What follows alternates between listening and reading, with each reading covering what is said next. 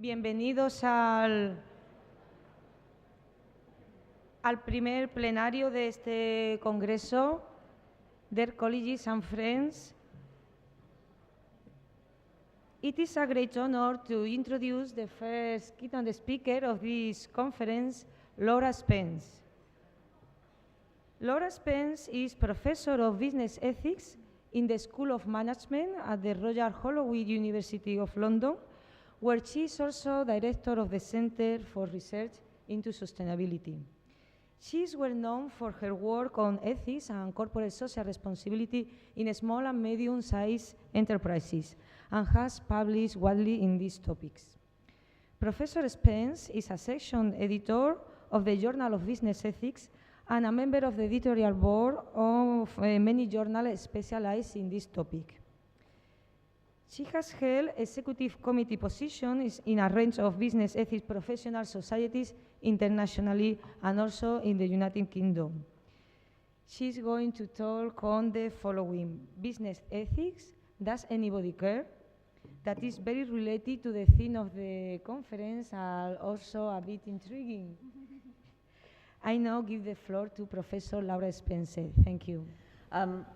I'm very excited that you have this topic as the subject of your conference here over the next few days, because I think it's extremely important. I guess I would say that it's the subject that I spend my life studying as well. And I want to really argue today for the importance of taking an ethics and a business ethics perspective when you're looking to understand sustainability and the role and commitment of businesses to society.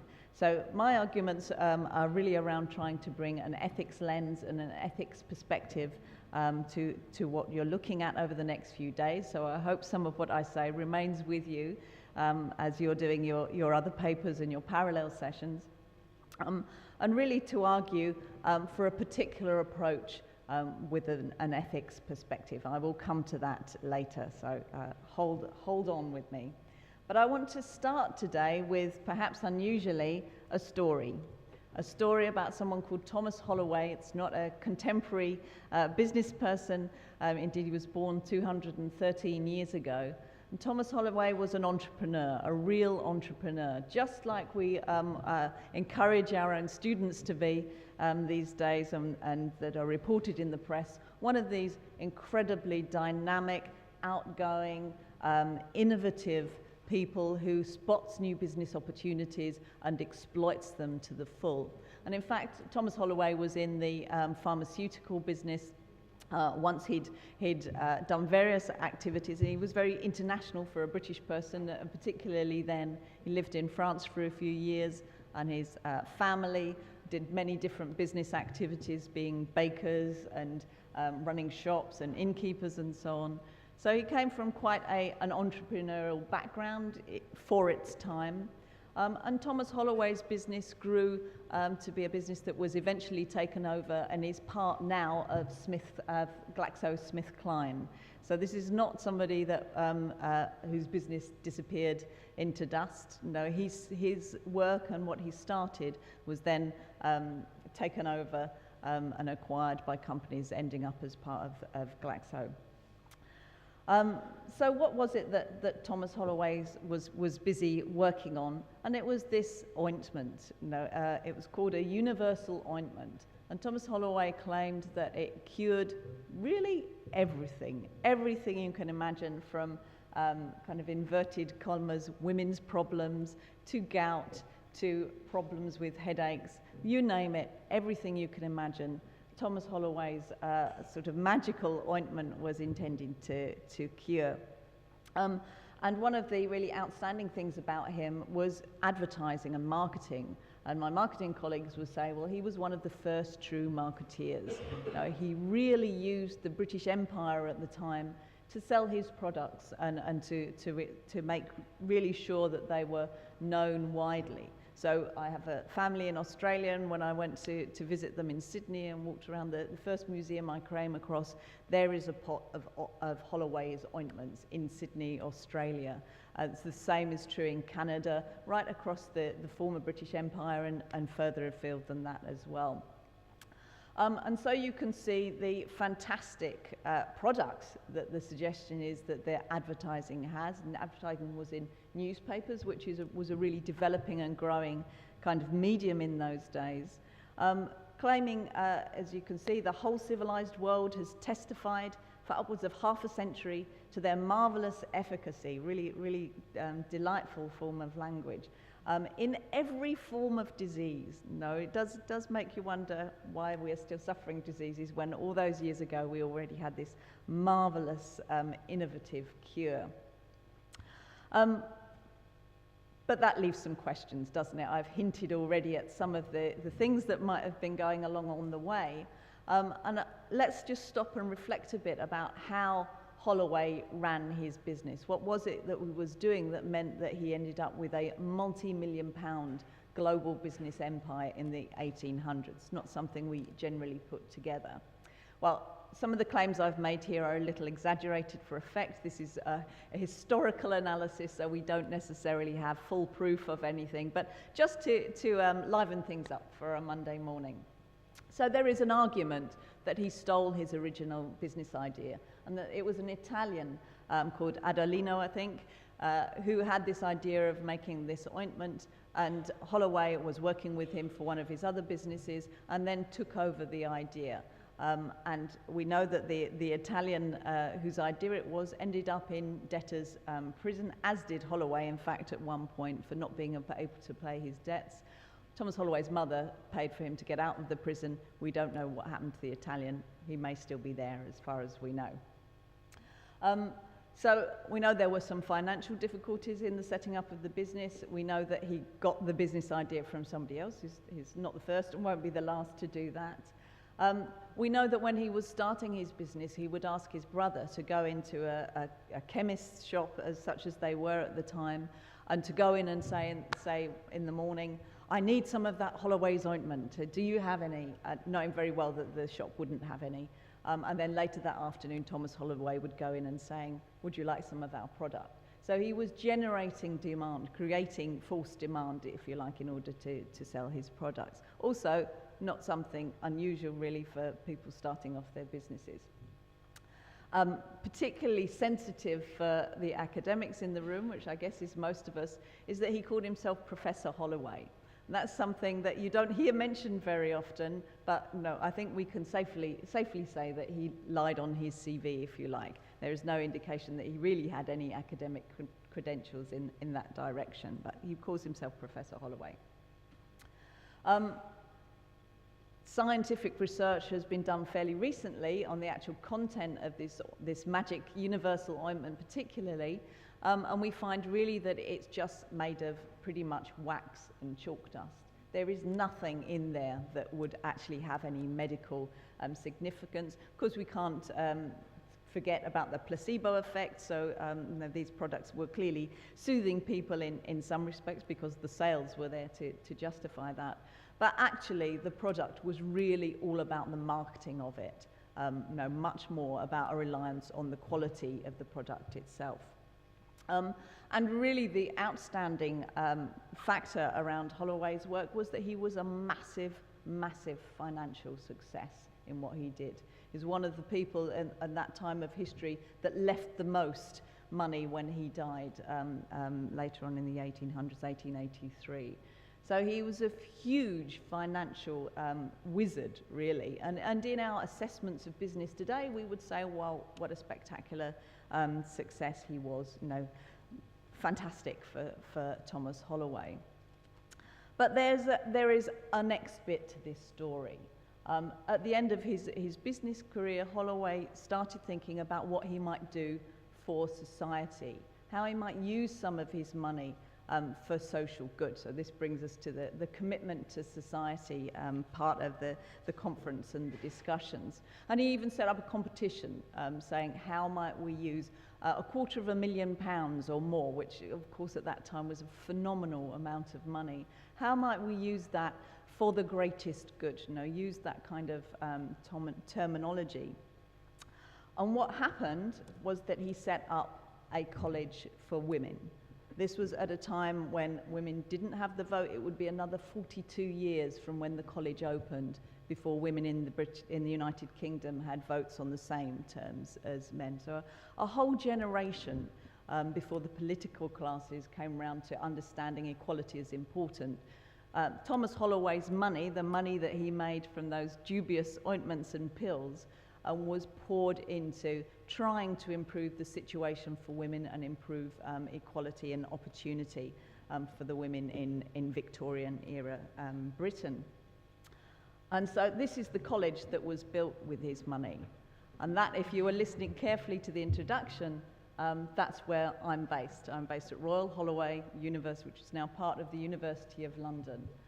So now, I walk into this college and my office is over on the right there. Pretty amazing. I'm very, very fortunate. I'm waiting until I get shunted out to one of the lesser buildings. This is definitely the centre of the university.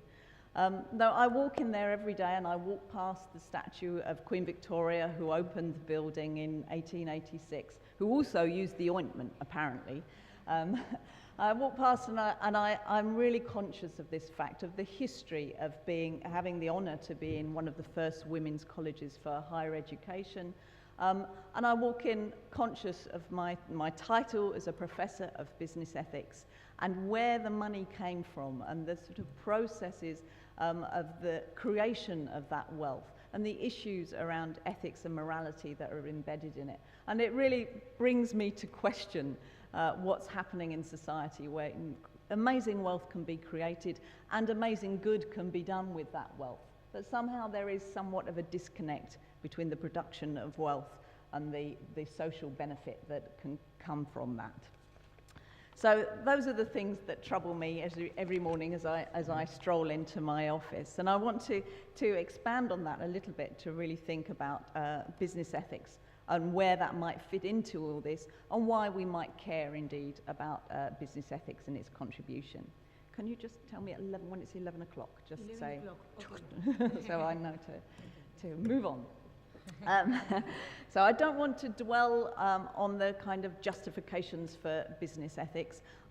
The economic crisis has done more than many of us working for many years in this subject could ever achieve in terms of raising the profile of business ethics. There are many, many scandals in Europe and abroad which have led to legal convictions of business leaders, have really led to pressure on business schools, and I'm sure you're all aware of it in your own institutions, that we need to be thinking about social issues too. And I am aware there is a real history of this in Spain, so I'm sure I'm preaching to the converted in many respects. But for so many reasons, whether it's the rampant onset of climate change that we're really starting to witness, whether the instrumental arguments about there are new value opportunities around social awareness, we are finding an increased recognition and acknowledgement of business ethics and sustainability issues, and I guess the fact that it's the subject of your conference is yet another piece of evidence in that direction. We also, the latest wave of corporate social responsibility research tends very much to be around the political role of organisations, and of course that embeds it automatically within the social perspective as well. But it is that social orientation that I want to talk about a little bit more and really try to think with you about the role of business in relation to society, because it seems to me that that's quite fundamental for you in the topic of your conference. So there was a time when business was seen as entirely separate from society, where we really didn't need to worry about any connection. This reflects very much the work of Milton Friedman, which right from the 1970s has been critiqued, which really suggested that the business of business is to focus on business. And it's more complicated than that, of course, and there's been many critiques since, but we still keep going back to the idea that the role of business is wealth generation, that perspective that Thomas Holloway followed throughout his business life. There is also an argument that actually we need to consider business and society, not the separation, but really think about the crossover between business and society. And then the interesting bit in many ways, of course, becomes under what circumstances we have the crossover in the Venn diagram. You know, how do we understand where that responsibility and the joining of business and society issues come together and where they might be kept separate? I guess the next wave is to think about business within society. And we do see this increasingly. Businesses are starting to accept that they are a part of the social world around them, perhaps not surprising given the increasing power of particularly some large multinationals, where they are starting to take on the role of government, a kind of quasi-governmental role in that political corporate social responsibility perspective I mentioned. But just to be a little controversial and to push you a little bit, I say none of this is good enough. None of it is. If we really want to make progress and we want to, in some ways, take the advantage of the economic crisis, there has to be some good to come out of it, and really start to think about what business ought to be doing in relation to the social perspective. I argue that we need to move on to understanding business as society. It's not separate, it's not just a bit of crossover, it's not embedded within it, but business is as much society as any other organisational form. So I'm pushing here, I'm well aware of that, but just to set up the argument. So what might this mean in terms of businesses? If we think back to those different orientations and start to try to think, as we go through those different perspectives, what might business look like if we understand business as society? Well, first of all, taking the sort of connection thesis, or disconnect thesis, if there's no connection between business and society and the role of business is just that wealth creation perspective, then we might think about organizations like Monsanto, the US massive agriculture business, I believe one of the largest producers of seeds globally. They have come under some serious criticism for their perspective in terms of running business. They have a horrendous reputation in relation to how they deal with really their core customers and suppliers, particularly through small farmers. They have lost legal cases around antitrust. We have heard interviews about Monsanto where they're called an evil company. Really an evil company. That's not a word you often hear related to an organisation. And indeed, this idea that they're, it's a quote from Tony Juniper, who is certainly a kind of a green environmentalist, who suggests it's business as usual for Monsanto. The hunger in the planet trail behind profit. No.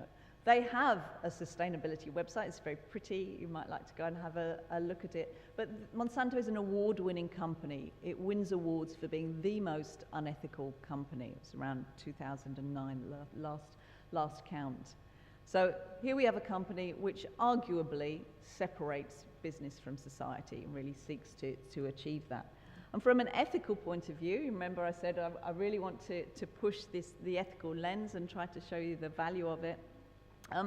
We might say that this is an ethical egoism perspective, where it's really necessary to promote your own self-interest, and to do that is what's ethical to be done. So I'm sure you can't read the writing there, but the picture kind of says itself. The suggestion is if you find yourself on a desert island with one other person, and there's only a coconut to sustain you both, then you really don't want the other person to be an ethical egoist, because the logical thing for them to do would be to hit you on the head with a coconut and enjoy its fruits themselves. So there's really, there is an issue here, and we kind of think of ethical egoism as perhaps unrealistic, but we see examples of it. All of these are complex, of course, though I quite agree with that. So what might it mean if we move on with the circles and diagrams, if we think about business and society, if we accept that there is a crossover, there is a Venn diagram that can describe the business and society relationship? Well, this in a way has some reflection in the work of Thomas Holloway, the idea of generating wealth perhaps and then making a philanthropic contribution to sort of counter some of the less positive works that were done in the wealth creation. We can see that in the activities of Bill Gates, who in 1998, there's lovely pictures that we have of him in the dock, losing an antitrust case for Microsoft. But then by the end of his career, now busy trying to battle the world's health problems, really doing terrific work. It's difficult to criticize the Bill and Melinda Gates Foundation, contributing $29 billion US of his own wealth. He's still, I think, the wealthiest man in the world. It wasn't for a while, it dipped down, but no, here we have someone with fantastic wealth, putting it to fantastic good. Hard to argue against. How are we going? So what ethical lens might we use from that? And I would argue that we might think about a utilitarian perspective. So we have here Jeremy Bentham and John Stuart Mill, and you'll notice they are contemporaries of Thomas Holloway. So he would have certainly heard about their teachings, really trying to promote the idea of seeking the greatest good for the greatest number. Who knows, maybe that's where he got his ideas for his philanthropic gesture from. So the purpose then of morality is to make the world a better place. That doesn't seem like a terrible thing at all. I think we can all buy into that. The difficulty is that there is then no real control over how you reach that better place. So the ends justify the means. As long as we make lots of money and then use it for good purposes, it's not so important how we made that money. As an aside note, interestingly, John Stuart Mill was one of the first in Parliament to propose the suffragette, the vote for women in the UK. He failed miserably. So even a parliamentarian and a philosopher arguably wasn't so successful in bringing about some equality for the lives of privileged women in the UK as our errant, ruthless business person. So let's move on so we can get on to some more of the new ideas.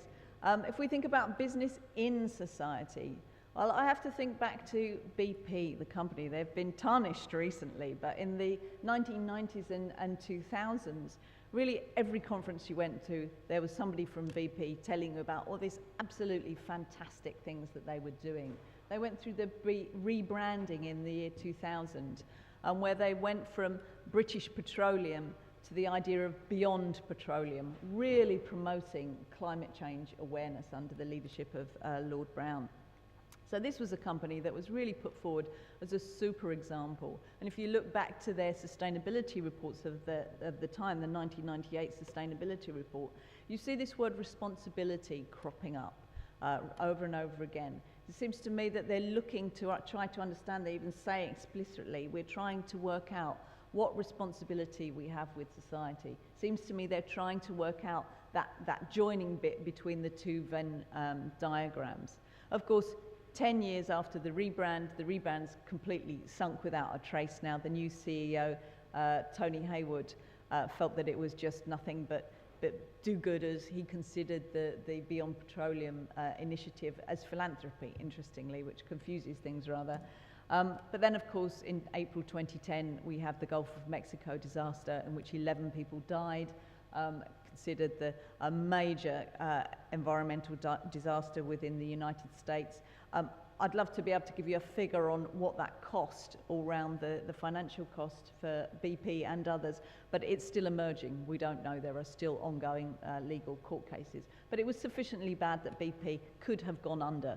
A massive global company could have disappeared as a result of the disaster around, particularly their handling of the oil spill, as much as the disaster of it happening itself. It happened really because of the breakdown of health, particularly a safety culture within B, as well as many other factors. Now, all that BP can hope for is a quote that I've seen written about them, is that they're considered a responsible spiller. No longer a responsible company, no longer a bastion of fighting against climate change and renewable energy. But now the best they can hope for is to be seen as responsible in what happened after the spill. Not sure they're going to manage that, to be honest.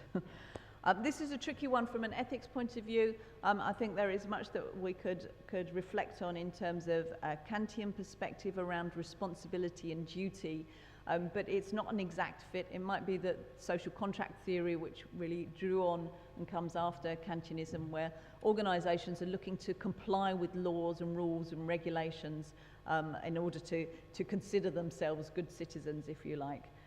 Perhaps that's the way that we can reflect on it. Not an exact fit, none of these are. Life's much too complicated for that. So this brings me on to the part of the discussion really about this idea of business as being society. Halfway, got it. Thank you.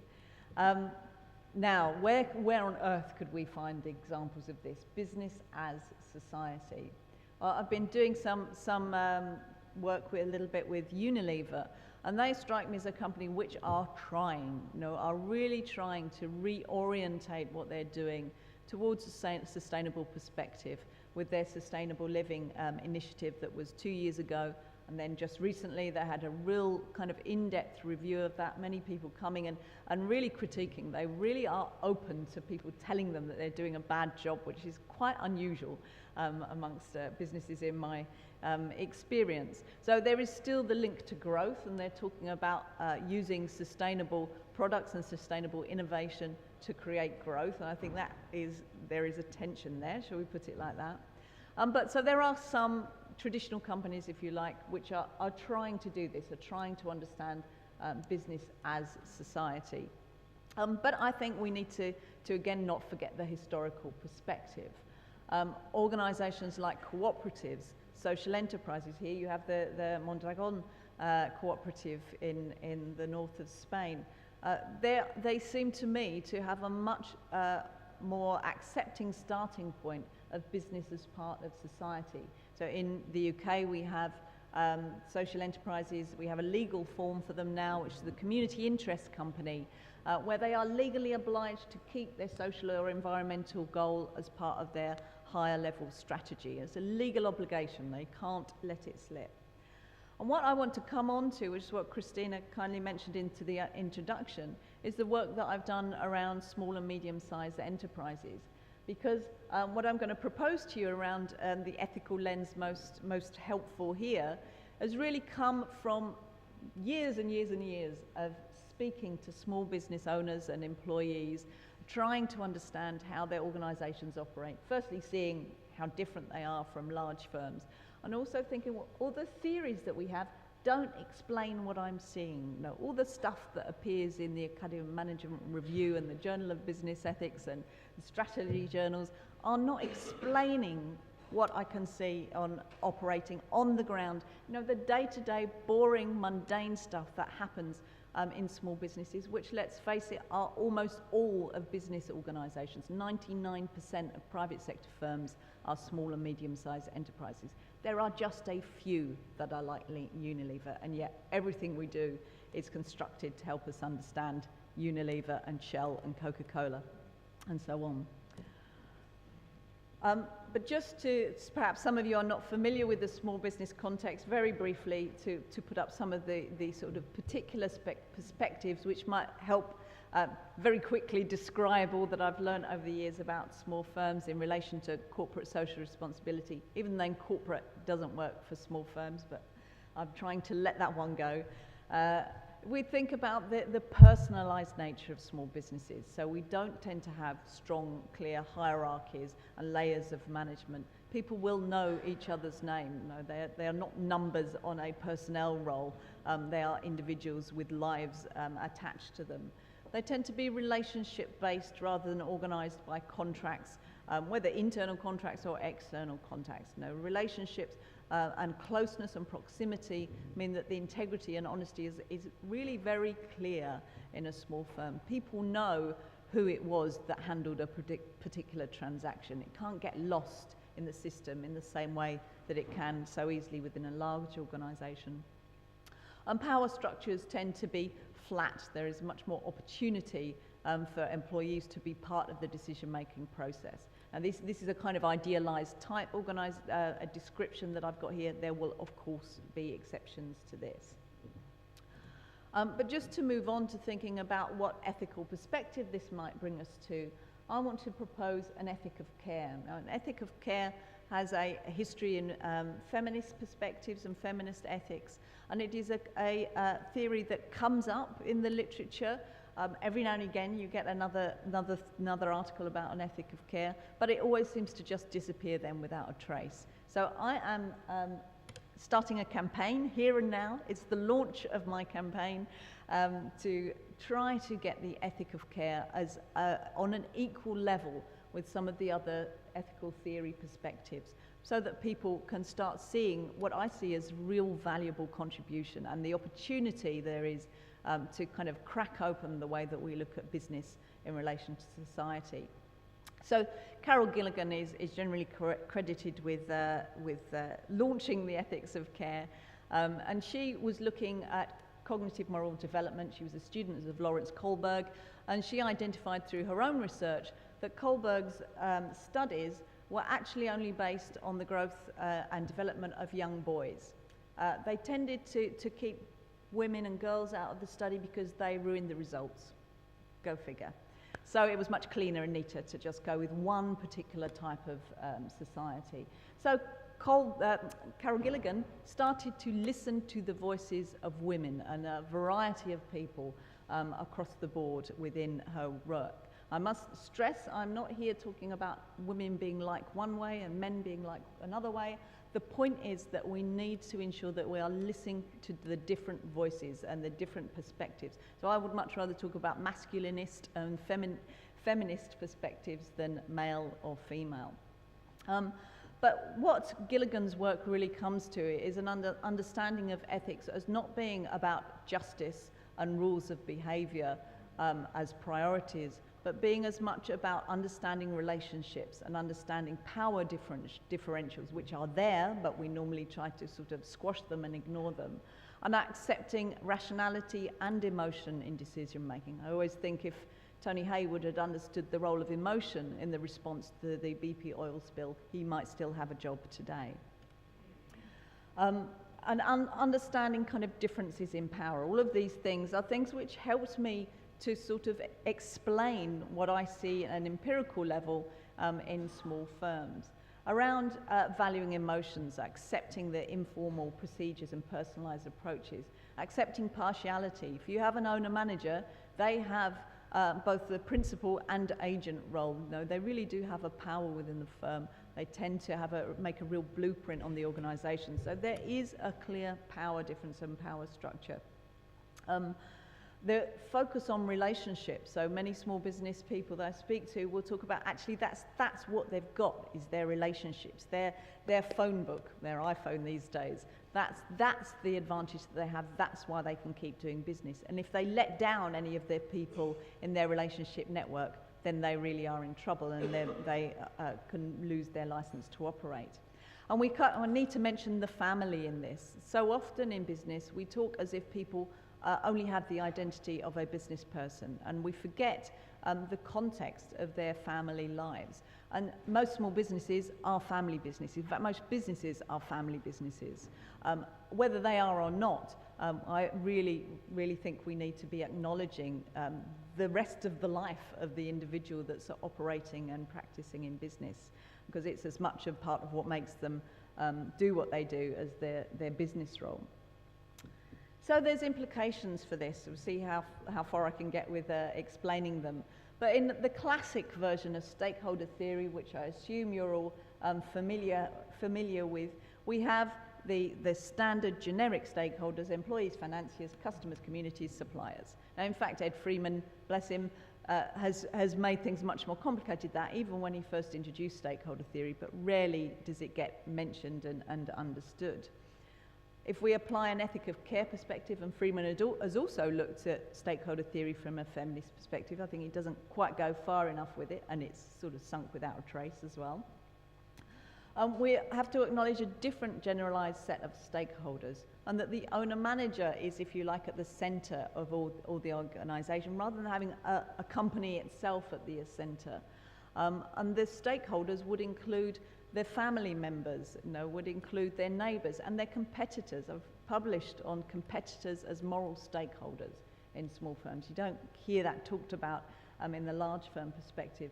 And the importance really of proximity for stakeholder management and stakeholder salience. And indeed, perhaps most importantly, the small firm is inevitably stuck in a network. I think, interestingly, they are part of somebody else's stakeholder story. Whenever we present a stakeholder map, we present the firm we're talking about at the centre of it. Actually, probably the small firm is stuck in somebody else's story, if you like, somebody else's narrative. They're a stakeholder of a large firm, or perhaps of a community if it's a community-based organisations. So they're answering to somebody else's tune. They're having to respond to the pressures and the externalities on another organisation. So there are important differences there, I think, which we'd do well to be aware of. I don't want to dwell on this, but within corporate social responsibility, we have some really kind of standard theory, if you like, that although critique tends to just keep coming back. One of those is Archie Carroll's corporate social responsibility pyramid, in which he tries to identify different responsibilities of an organisation. Given an ethics of care lens, or I've done a paper that's just been accepted for business and society, what I'm arguing is that a single monolithic kind of universal argument doesn't make sense for small firms. And in fact, we have to blow it apart. We have to think about the content of the categories, so really thinking about survival of the organisation rather than the sort of individual economic and legal perspectives. Rather than think about ethics as rights and justice, we should think about it in terms of care.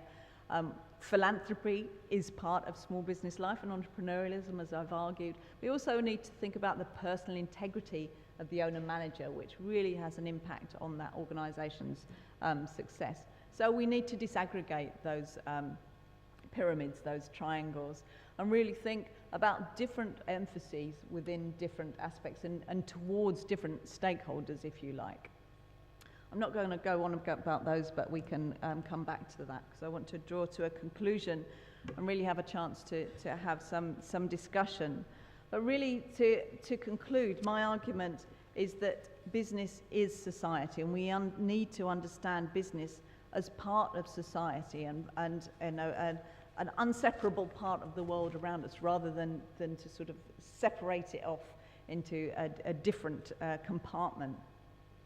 So rather than the business of business being business, business is society's business, and I guess vice versa. And that's something that I would argue quite strongly. So I'm suggesting, from both an empirical and a normative perspective, that an focus on the ethic of care and an application of the ethical care might just help us to see a new way forward from the current crisis, if you like, that we have at the moment. It might help us to think in terms of relational perspectives, so putting the other before ourselves. It might help us to understand the importance of emotional and rational responses and to any given situation, and accept those power differences. It's foolish indeed to think that we can just level out power. Much better to acknowledge it and try to understand it. And importantly, get away from separation of business and morality as being part of the public sphere only, and really understand ethics and practice in terms of both the private and the public sphere. And so I put to you that care is a pretty good starting point for this. But just to wrap up, what would Thomas Holloway say? There I am sitting in his office, created for a woman academic it's a couple of centuries ago now. What would he think about me critiquing the world of business in this way? Well, perhaps no surprise, he was a smart cookie. He was not above using the caring relationship between the mother and child to promote his products. But more importantly than that, I think, where did he get the idea to build a women's college? Well, it wasn't his idea. It wasn't even some random person from the competitions he set up. It was his wife's idea to invest their money, their family money, into a college for women and higher education. So maybe if we look a little bit deeper, we can start uncovering some of this ethics of care perspective in the business world around us. And I would really hope that it's something that you can take on and discuss in your conference and your future research. That's all I've got to say. Thank you.